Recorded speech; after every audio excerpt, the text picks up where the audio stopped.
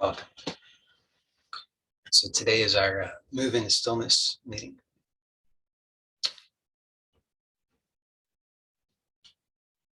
And so there are some, for it to be of real value, it has to be practical. It has to be directly experienced.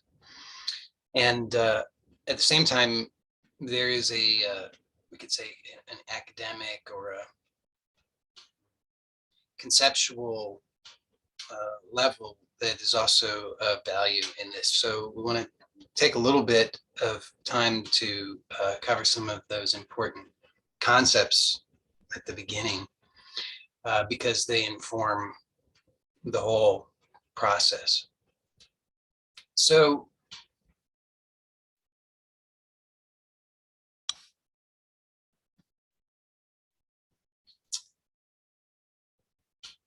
there's the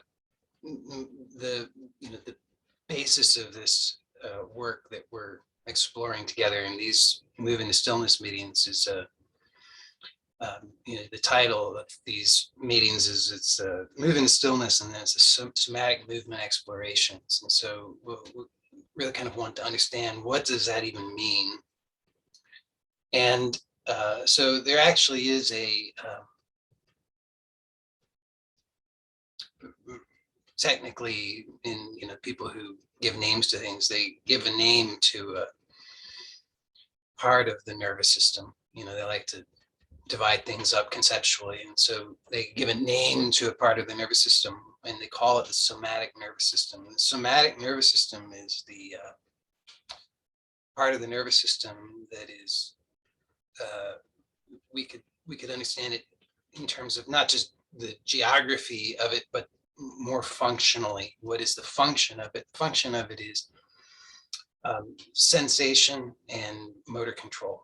So it's our ability to perceive from in terms of sensation. So that could be both inner and outer, what we would conceive of both inner and outer. So you notice that you can see, if you're sighted, you can see what you would consider to be external to you. So if you're able to do that, you can see around you now, and so that's external visual sensation. But then you also have inner sight. Sounds very something, but it sounds extraordinary, but it's very normal. It's very ordinary. Everybody has inner sight. So we have inner images, inner models, inner perception that's of a visual nature. So this is just normal. Everybody has this. Now, you might not be particularly visually inclined, and so your sense of your inner sight may not be well developed. It may not be all that, and that's fine. Everybody has different strengths and has cultivated certain faculties in ways that others have not, but it's a faculty that exists for all of us, whether it's well developed or not. So both inner and this is true of all the senses. So we understand, normally we think of 5 senses. So taste, touch, smell, hearing, and sight. And these are both inner and outer. So we have inner hearing. And again, this is just ordinary. It's not extraordinary. It doesn't mean you have to hear voices or anything, but if you've ever got a song stuck in your head, there you go. You've got inner hearing. For most of us, when we read silently to ourselves, actually we're hearing it inwardly. Okay, so now this sensory component of the somatic nervous system is half of it, and the other half is motor control. But really, that's just a conceptual division. So really, these two go hand in hand. They're in a sense, they're a circuit. And so that you can't move if you don't have sensory feedback. And if you don't have sensory feedback, you don't know that you're moving. So they're one and the same in a sense. They're like two sides of the same coin. So what does this have to do with anything? Why do we care about that here? Well, actually, it has to do with everything that we're interested in, because if you notice that when we talk about consciousness, well, let me rephrase that. When we talk about conscious awareness, so what you're conscious of, we differentiate between conscious awareness and awareness. I mean, awareness is all, but there's awareness and then there's conscious awareness, which is a subset of awareness. So what we call conscious awareness is a particular kind of thing where we have some sense that it is of it as like an objective reality. Now, if you observe this, then you'll notice that what we call conscious awareness is actually a somatic experience. When I say somatic, again, what I'm saying is that it has to do with sensory motor awareness. Okay, so our ability to sense and our ability to control movement, so volitional movement. And so conscious awareness is entirely, well, I don't know if I want to say entirely, but it seems to be a function of the somatic nervous system. Now, I'm not saying consciousness is necessarily a function of the nervous system, but what I'm calling conscious awareness is a function of the somatic nervous system, meaning that, and you can just observe this, just notice that if you don't have any sensory awareness, so you don't hear, taste, touch, smell, or whatever the other one is,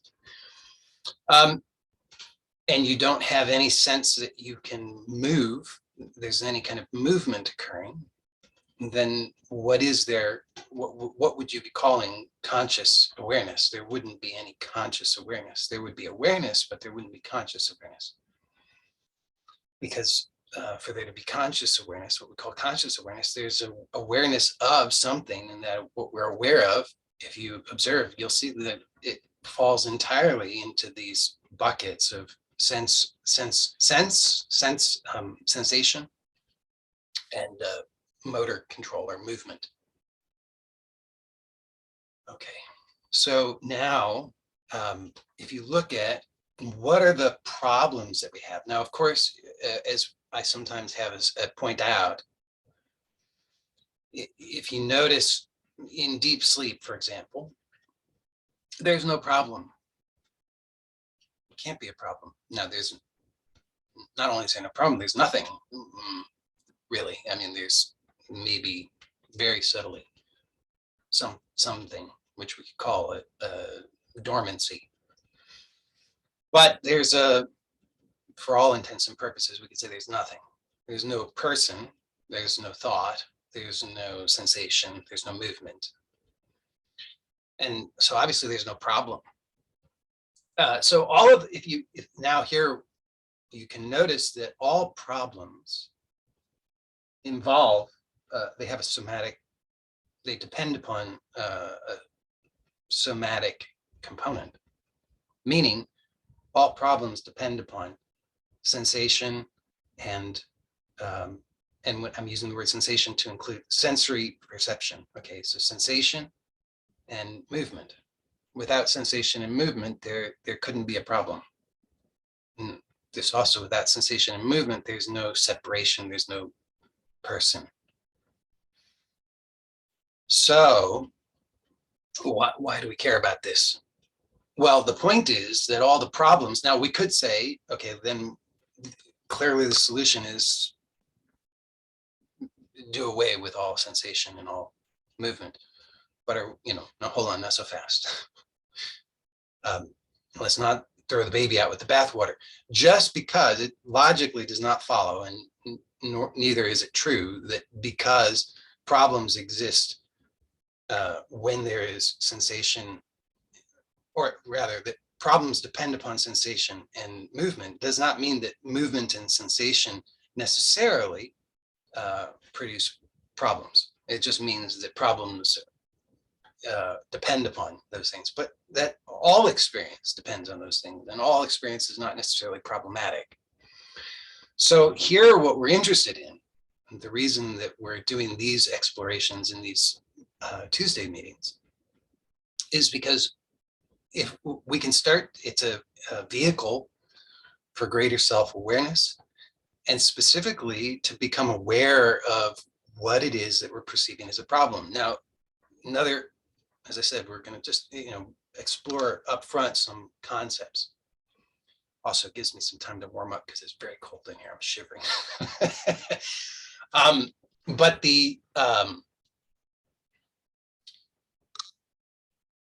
there's another concept, and this is a concept that was a term that was coined by Thomas Hanna, and this is called sensory motor amnesia. So one way to understand what it is, why is some sensation, some movement produces what we consider to be a problem, and others are not problematic. And one way to view this is that which is sensory motor amnesia is what is problematic. So what are we'll talk about what sensory motor amnesia is, but and this is all, I want to be clear, this is not just purely for intellectual value. This has practical applications, so that's why we're covering it. Sensory motor, we'll talk about what is sensory motor amnesia, but first I want to talk about what are the symptoms of sensory motor amnesia. Now, I guess the symptoms could be pretty broad, but we could really kind of distill it down to pain. Okay, so if we understand pain in a broad sense, meaning physical pain, what we would consider to be physical pain, and what we would consider to be emotional pain, or any kind of other pain. Okay, I'm making the claim. I'm not sure that most people would, people who are interested in somatics. I'm not sure that this is. In fact, I'm pretty sure it's not broadly accepted. But it's my experience and my observation that all the pain, whether we consider it in one domain or another, whatever category we put it in a sense, it's all can be understood in the same way. And so that way that I'm proposing is sensory motor amnesia. So now let's talk about what is sensory motor amnesia. So we've already talked about that.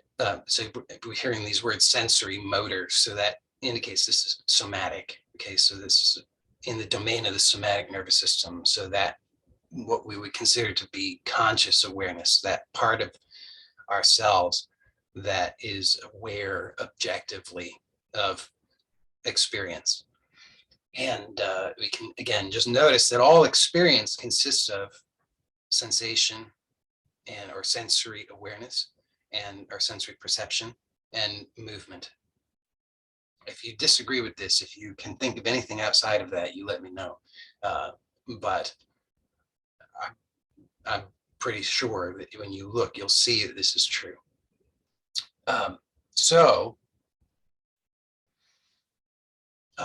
And to be clear, again, just because I know some people are coming in late, but we're talking, this is the sensory awareness is both inner and outer. So we're not making, there's not really a meaningful distinction to be made there, other than just conceptually, we conceive of some of them being outer and some of them being inner, but really it's just sensory awareness. So there's sensation, taste, touch, smell, sight, sound.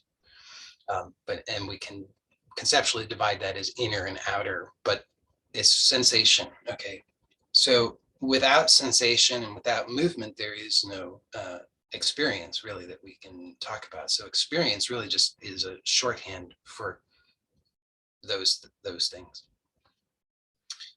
Okay, so then sensory motor amnesia, this again is this term coined by Thomas Hanna. I understand it in a broader sense, I think, as I've already said, than many people who are somatic practitioners would, though probably not all. I mean, I would suspect there are many who have made a similar observation.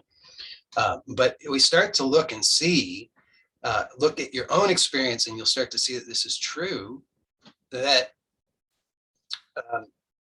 when you perceive that you have a problem, if you really start to look carefully at what is the actual problem, and you don't accept the labels and the thoughts, the sort of superficial stuff, but you're really looking for what is the actual problem? What is the substance of it? What is it really? You can't find it, actually. All you can really come down to is just saying, oh, I don't know, I just feel bad. I just feel uncomfortable. Okay, so this gives us a clue that you see, it's sensory motor amnesia. I feel bad. There's a feeling. That feeling is considered to be bad, but how do you know it's bad? Now, if you look, you'll see, I don't really know how I know it's bad, but you still have a sense that it's bad, right? I mean, so you don't know why it's bad. You can't really pinpoint it other than just say it's bad or it hurts. But why does it hurt? So now there's a lot of concepts here, but they're important to cover because it really helps the work to make sense. So now consider that there surely have been times in your life when you experienced pain in which you were able, that pain helped you to identify, we'll call it a cause. Okay, so there was something that was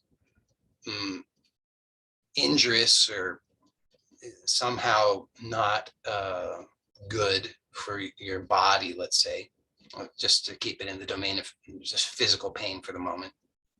But it really would apply to any type of pain.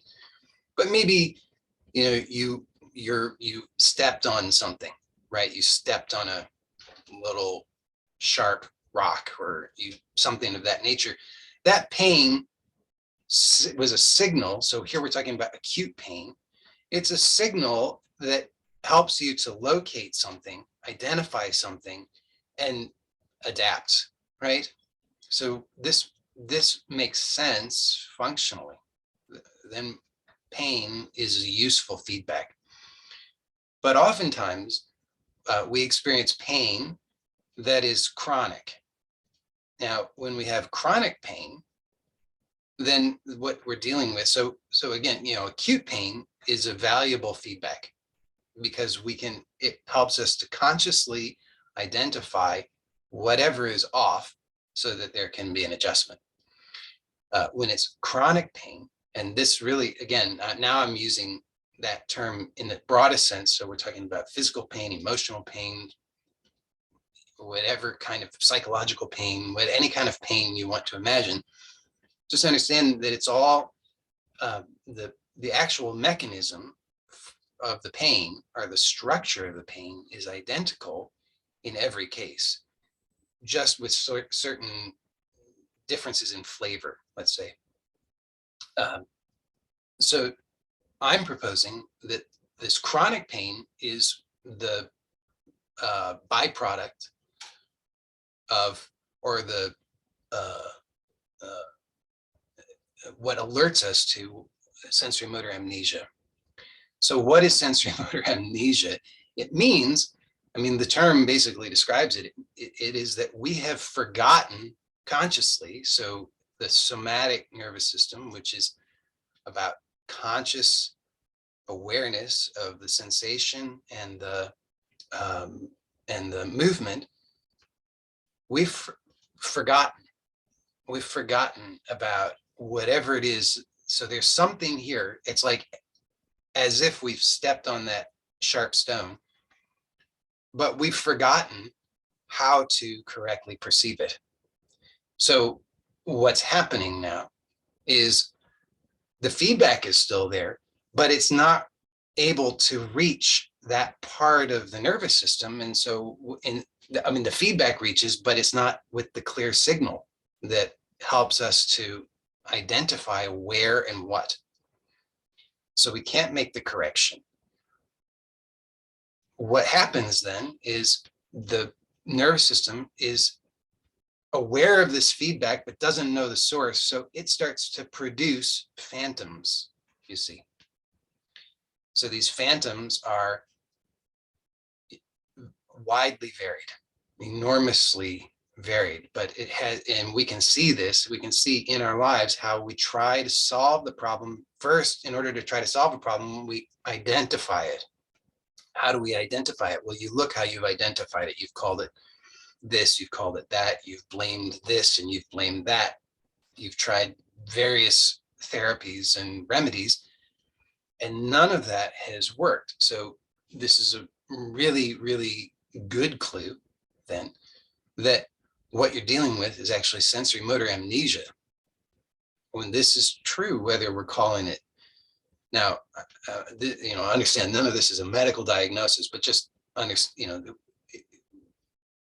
whether we call it by names like depression or chronic physical pain, or we have the notion because of some, we've seen specialists and they say it's because of this kind of degeneration, or it's because of this kind of biochemical imbalance, or whatever, all of these various stories that we have. But fundamentally, if you just look at your experience, you'll see what's happening is there's some signal that's feeding back that gives this sense that I don't like it. There's some kind of something that's just there, and there's this constant signal, constant noise, but you can't seem to identify it. And nothing seems to really adequately address it. Well, okay, so now enters the somatic movement exploration. Somatic awareness is what we're doing through this process is we're utilizing certain principles in order to bring that into conscious awareness so that we can regain correct perception and regain motor control. So how could all this be? Well, just notice again that we know that this is perhaps easier to understand when it comes to physical, what we consider to be physical pain. But also we can start to, if it's not clear how this is also applicable to all other types of pain, just notice that when you experience other types of pain, whatever name you call it, anxiety, depression, frustration, anger, whatever, notice, and I often point this out, that there's an effort being made. Now, you may not recognize what the effort is, but here we're just starting to notice, okay, there's something that's feeding back. There's a signal, there's some noise. This is what is alerting me that there's what I perceive as a problem. But my nervous system can't seem to really figure out what it is consciously. And so I'm distracting myself with all of these stories and all of these other things that I'm trying to do. But actually, all of those things are continuing to maintain the very sensory motor amnesia that produces the problem. So over time, of course, we typically notice that it seems to intensify and generalize. So, but then you notice that even if you have these experiences, whatever you call them, again, anger, depression, frustration, sadness, whatever, you notice that it seems to come and go. Now you might say, no, it's always here, but actually, there are moments in which it disappears. So it's the strain that's feeding back. And so there's actually some unconscious effort being made. And that unconscious effort is, we can understand it's nerve impulses, energy. And that also at a gross level manifests as excessive tone in the muscles. So hopefully this makes a little sense and helps to illustrate or provide some background for understanding how all these movements can work to help with an enormous range of problems, what we consider to be problems. So with all of that said, now we're going to do a little bit of movement. And today, we brought up a concept last week, which I used this term pandiculation. And it's an important, it's another one of Thomas Hanna's contributions, is one of his insights, is that pandiculation is a very helpful tool for helping to restore sensory motor awareness, and so that we regain conscious control, conscious awareness, conscious motor control, which means that we learn how to. So what fundamentally, again, remember, it's about, there's this chronic strain, chronic effort, chronic excessive tone. We're not able to consciously let go, consciously relax, which is feeding back this signal always is, something's not right, something's not right, something's not right. Of course, that's feeding back because that excessive tone is only going to be there appropriately if there's something that's not right. But because it's there and we don't know how to let it go, it just keeps feeding back, something's not right, something's not right. So pandiculation is, in essence, it's an eccentric contraction of the muscle, which basically just means under load, the muscle is lengthening. So normally, now we'll start the practical portion. Okay, so put your hand, it doesn't matter which one, on the opposite bicep. Okay. If you don't know where your bicep muscles are, they're upper arm. Okay, so just place the hand there, and then bend that arm, and just notice that you can feel that bicep. When you bend the arm, you can feel that bicep is contracting. So what that means is it's shortening. The fibers are shortening. So what the one end of the bicep is connected up to the shoulder, and the other end is connected to the upper portion of the lower arm. So that when it shortens, it brings that lower arm up toward the shoulder. Okay, so it's just like a mechanical thing.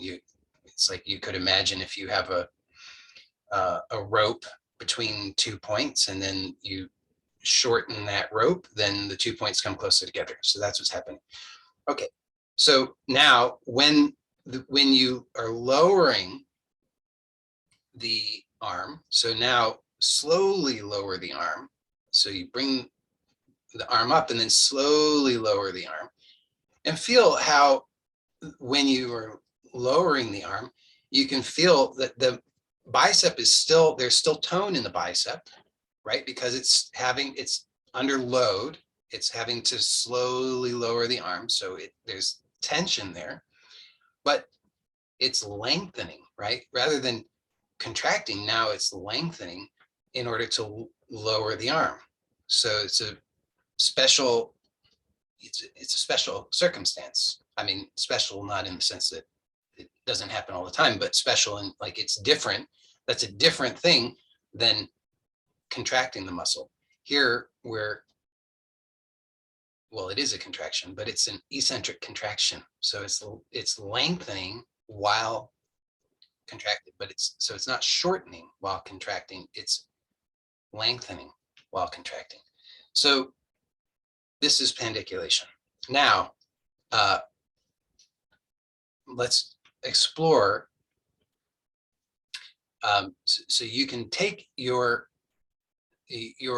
hand again and place it at the bottom of the bicep. So you should be able to feel there's some tone there. So you can feel that there's some, it's not bone. You can feel that, you could, if you poke at it hard enough, you can feel that it will yield. It's not bone.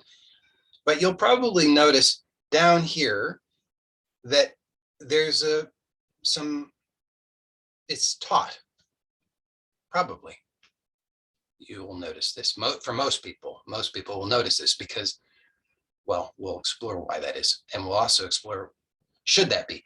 But so you can, again, you can bring the arm up, keeping the other hand here at the lower portion of the bicep muscle so you can feel that tension, and then slowly lower it and let the arm come completely to rest. And then notice with your hand or your fingers, you might have to poke in there a little bit, but notice, did that tissue release all the way, or is there still some tautness in there? Maybe not as taut, but is there still some tautness?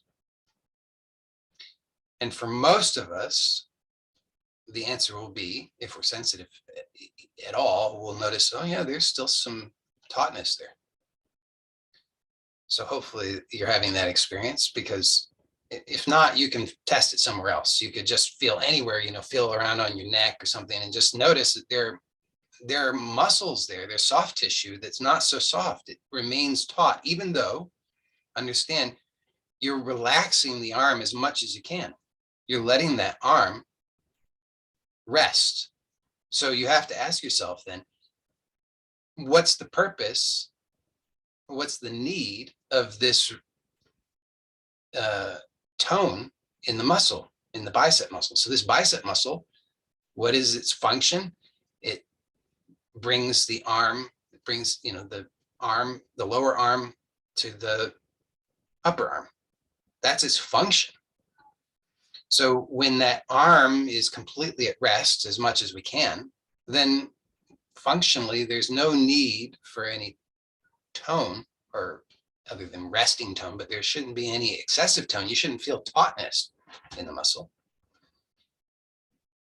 So now we're starting to understand, perhaps we get a clear experience of what sensory motor amnesia is. See, you have the intention consciously to let the arm be at rest. I want the arm to relax. You're trying to relax the arm, but you're noticing, hopefully, that there's some excessive tension in that muscle. That muscle doesn't need that tension. Okay, so now, if you're following along, let's take it a little bit further. So keep your hand there and bring the arm up. So whatever that contraction is called, I don't remember, but we're gonna bring the arm up so you can feel maybe a slight increase in that tone in the bicep muscle. Now, slowly, with awareness, lower the arm as slowly as you can. And notice as you're doing it that you can, and you're keeping the other hand on that muscle. Notice that as you slow it down and you do it with awareness, you can really start to let go a lot more. So you might notice that you've been holding tension in the shoulder, in the chest. Let all that go and let that bicep muscle really start to become more clear in your awareness, so that you're regaining the ability to let go. And then as the arm comes completely to rest, see if you can consciously now allow that muscle to soften even more. Now, you might have right away, you might find, oh yes, I notice that I can let that go more. Or it might not yet be clear. So we're going to repeat it a few times. So at your own pace, you're going to somewhat slowly contract the muscle, because this is also shorten the muscle. Okay, this is also useful. It's not like it's completely useless for our purposes, but then even more slowly, you're going to lengthen and lower the arm. So as you're doing that, just see that you can become increasingly aware of how to let go. And we're not necessarily demanding or expecting 100% perfection in this. It's not like you have to become like a, limp noodle, but you just notice that progressive improvement in your awareness, sensory perception, correct sensory perception, and your ability to voluntarily control that muscle, including, voluntary control means that we can both tense and relax. So you just notice and do that, maybe 2 more times. And each time, just notice that something is changing, that you become more aware, and hopefully you're starting to maybe even experience something that you might even consider to be kind of pleasurable. I consider it to be pleasurable. It's such a interesting, novel experience, this reawakening of somatic awareness. And I find it to be very pleasurable. I'm not alone in that. I mean, so the whole field is populated by people who have had similar experiences and want to shout it out from the hilltops because it's such an enormous, wonderful thing for them. Okay, so hopefully that's making clear at a really fundamental level what it is that we're doing. Okay, so then we can now, pandiculation is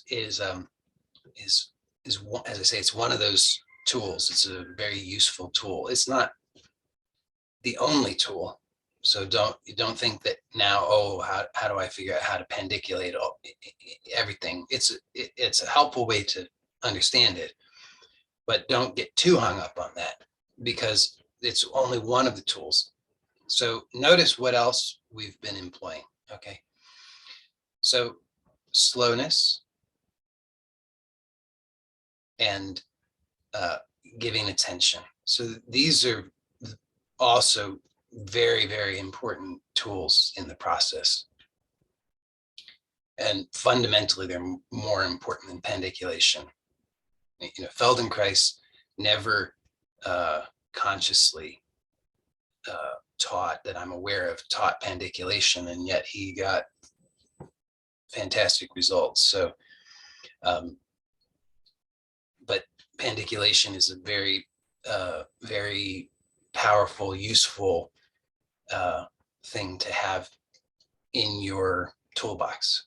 But more fundamental than that is to slow down and bring attention. So now, hopefully, because we've taken the time to cover some of these concepts early on, starts to make sense. So we start to recognize that all learning, if you notice what learning is shifting something from conscious to unconscious or subconscious. That's what learning is. The moment that you say, aha, that is the shift from conscious to unconscious or subconscious. So the conscious, which here we're really saying conscious awareness. So we're talking about the somatic nervous system, is we know from our own experience and also from a lot of research that this is only able to do one thing at a time, and it's slow in comparison. So our conscious awareness is relatively slow and can only do one thing at a time. So this is not bad, even though in our culture we often think slow is bad and only one thing at a time is bad. But it's a very wonderful thing. But also it works together with the unconscious or subconscious. So neither one is inherently good or bad. They both are, or we could say they're both good, but they have to work in balance. So learning means that now I can, talk and whatever, pat my head at the same time, or whatever it is that people do. You can drive a car and talk, have a conversation at the same time. All of these things that you can do in parallel is because that has been learned, and now it's a subconscious or unconscious. So that's the process of learning. Now, learning, of course, is neutral in the sense of its position to the what's learned. So we can learn something very helpful, or we can learn something very unhelpful. And we all know that. And so the things that we perceive as problems they're unconscious. So they're not accessible to the sensory or the somatic nervous system, the conscious awareness nervous system. And they're unhelpful, at least in the context in which they're being employed unconsciously. So what happens is we're in a situation and we're doing something that we're completely unconscious of. There's some excessive tone somewhere, or some excessive activity that's feeding back, and consciously we don't know what that is. We can't correctly identify it. So we say, I'm really anxious, or I'm depressed, or I'm angry, or I'm experiencing pain. So that's just what that is it's something that's been learned. Maybe it was useful in some context, maybe it's not useful in any context, but definitely in this context, it's not useful, it's not helpful, it's not appropriate, but it's not conscious. So how the unconscious can run things in parallel and very fast, right? So we know the difference. We've all had that experience. When we learn something, the process of learning, it's slow, it's sort of clunky, stepwise. And then once there's that click and it shifts to the unconscious, we say, aha, now I can do it. Now it's smooth, relatively. Now it's fast. Because if you're having to think about it consciously and do any activity, you will not be able to do it. Actually, you can't do it quickly. I should put it that way. You have to do it slowly if you're consciously doing it. So when we talk about like being in the zone, people want to get in the zone. How do you get in the zone? Well, the zone is actually a state. It's a state of unconscious functioning, because it's happening smoothly and fast. But what it is it's efficient, appropriate learning that's operating in that moment. That's what we call the zone. So it's unconscious and it's efficient and appropriate. When we call it pain, discomfort, distress, that's also unconscious learning or learned behavior that's unconscious, but it's not efficient or appropriate. So now we have an insight how we can help ourselves. So when we encounter something that is painful, we're using that term broadly, we want to slow it down. Simply slowing it down will, if you slow it down enough, forces it to become a conscious process. So what's happening is it's like, if just conceptually, if we say, okay, the conscious awareness is up here, and then the unconscious is down here, and that unconscious learning is down in the depths. So this is all happening really fast. When it's happening fast, it remains here, which is why you notice whatever the problem is, it goes fast. The thoughts are fast, the images are fast, the sensations are fast. It's all very, very fast. When you slow it down, then you are now focused on conscious awareness. Now the feedback is still, the signals are coming up, but it's unclear, it's murky. So we have to stay with it through continually slowing it down, being persistent in slowing it down. It's like dredging it up from the depths, and it slowly comes up into conscious awareness. And then the magic happens, because now we can undo, redo. Okay, so now a lot of stuff, but it's important.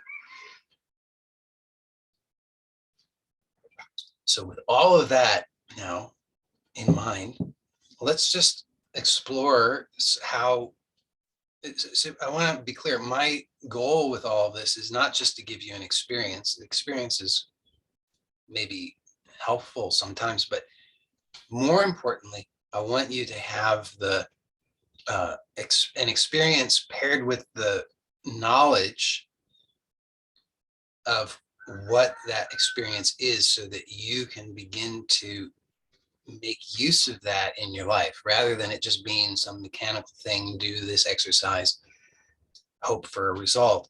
You start to have an understanding, you start to really embody it, and you start to be able to play with it. Okay, so that's the goal. So let's just, if you're, hopefully you're sitting. If you're not sitting, then, you know, you'll, as usual, you'll just have to modify. But now that you kind of start to understand the principles and the concepts involved, then you'll have a better chance of modifying successfully. Okay, but if you're sitting, then what we're going to do is just explore tipping the head to the side. Okay, so just let the head tip to the side. It doesn't matter. I'm tipping the head to the right. So if you want to do what I'm doing, tip the head to the right. Only as far as is comfortable. And that might not be very far. And then bring the head back to upright. And if you want, maybe it's easier to have the attention on the sensation and motor control if you close the eyes. So if that's not going to cause you to lose your balance or feel too uncomfortable, then you can close the eyes. And we're just going to repeat that movement several times. Now, actually, I want you to slow down as you're lowering the head to the side, as you're letting it lower to the side, slow that down even more, so that becomes really, really, really slow. And be aware of the unnecessary effort, the unnecessary movement, the unnecessary tension that is happening. And then bring the head back to upright. And so now we're going to repeat that several more times at your own pace. And I want you to be aware now, this slowly lowering the head, slowly letting the head tip to the side. This is the eccentric contraction. This is the pandiculation phase. So then you start to notice, well, what does that mean? So remember, the eccentric contraction is when I'm giving it away by putting my finger there, showing you. Okay, but the eccentric contraction is where the muscle is lengthening under load.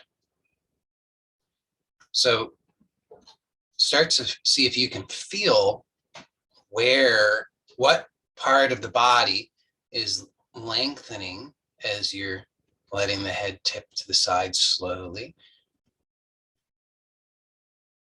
And then start to notice, what are you doing other things that are not needed for this? So, and that's probably enough for that for a moment. So when next you bring the head to upright, just stay upright for a moment. And we'll repeat that again in a moment, but don't want to do too much, or we start to zone out. So we want to just pause and kind of reset and let ourselves feel. Visit with the cat. All right. So now before you move again, just see if that doing that gave you some sense of greater awareness and clarity about what part of the body is actually involved in that function of letting the head, lowering the head to the side and bringing it back up. And then see if you can also have an awareness without doing the movement yet, but just can you also have an awareness of what parts of your body you habitually use for this that are not actually helpful or functionally appropriate for this. So you might notice that, for example, you tend to clench the jaw, or you might notice that you tend to lift the shoulder and just, I mean, I'm kind of giving stuff away, but you don't need to do that. Those are not helpful for this activity. But we tend to do those things. Maybe you notice that you're doing something with the tongue. You just be aware, and you notice that you can actually, just having done it, you already have more awareness. See, it starts to bubble up into conscious awareness. You start to have realization of, oh yeah, that's how I normally do it. That's how I am accustomed to thinking that's the right way, that's the right feeling, even though that feeling doesn't feel so good. See, this is the funny thing. We, just as I pointed out, when it's in the unconscious, then we don't have to think about it. We can do that while doing other things. We can do it fast, but if it's not appropriate or efficient or good learning, it's not so good. So we want to have this, we're regaining this capacity to bring it into conscious awareness. And through that, naturally, it starts to improve. Okay, so now having imagined that, now explore the movement again. So to the same direction, slowly let the head tip and see what you're aware of now and what you can allow to occur with greater ease and efficiency. And again, slowing it down is very, very helpful. And particularly on the lowering stage, because that's going to be the eccentric contraction on this particular movement. So do that 1 or 2 more times.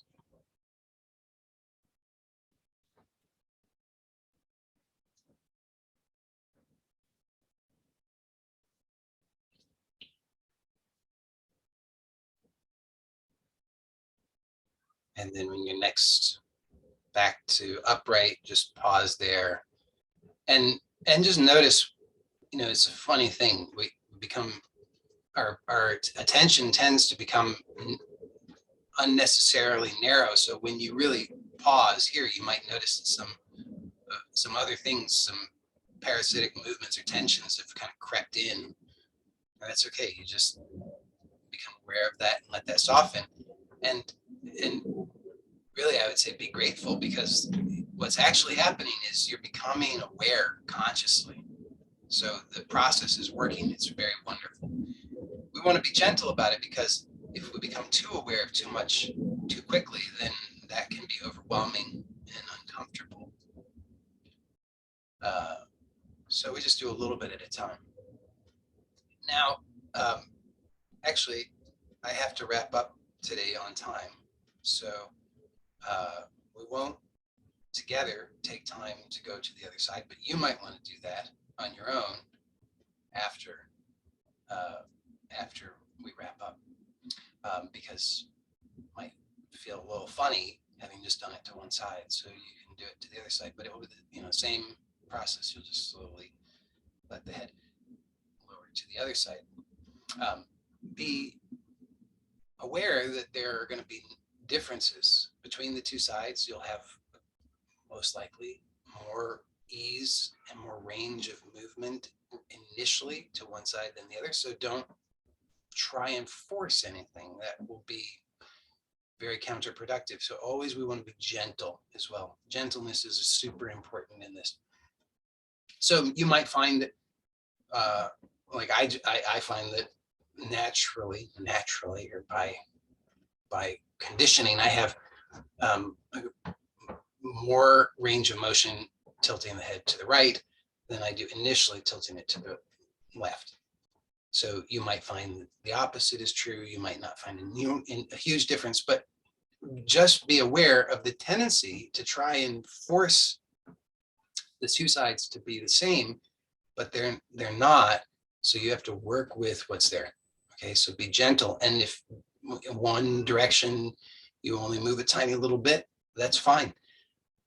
Through this process, what happens, and the gentler you are, the more quickly it will happen, is it will open up and you'll get a fuller, freer range of motion with pleasure and ease. But you have to start where you are. Don't ever force anything.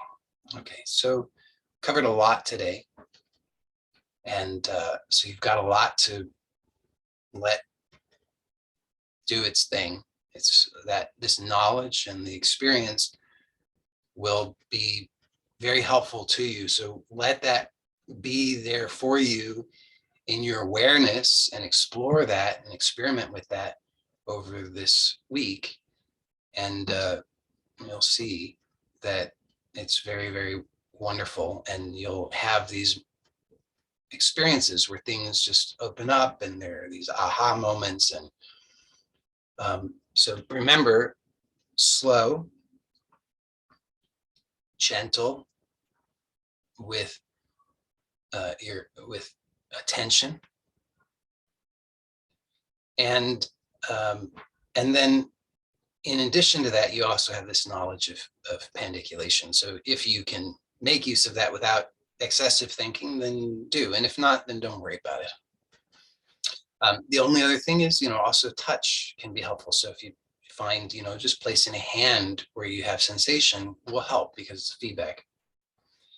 And as always, also remember that this work is very powerful, even though it may not seem like it right away, but it produces very profound changes in the nervous system. So be gentle, be persistent, but don't force anything. Don't try to do like marathon sessions or anything, because the changes can be overwhelming if you do try to do too much. So a little bit at a time, here and there, do a little bit and then wait a couple of hours, and then you can explore it a little bit more, and you'll see. If you force it too much, you'll get feedback. You'll start to feel irritable or tired or uncomfortable. So then just slow down. Okay. And if you have any questions, doubts, concerns, or anything else that you can't resolve on your own, just let me know. You can send me an email, or if you have access to the messenger group, you just reach out through there. So that's it for today. Thank you as always for joining me. Blessings to you all. I'll see you next time. Bye for now.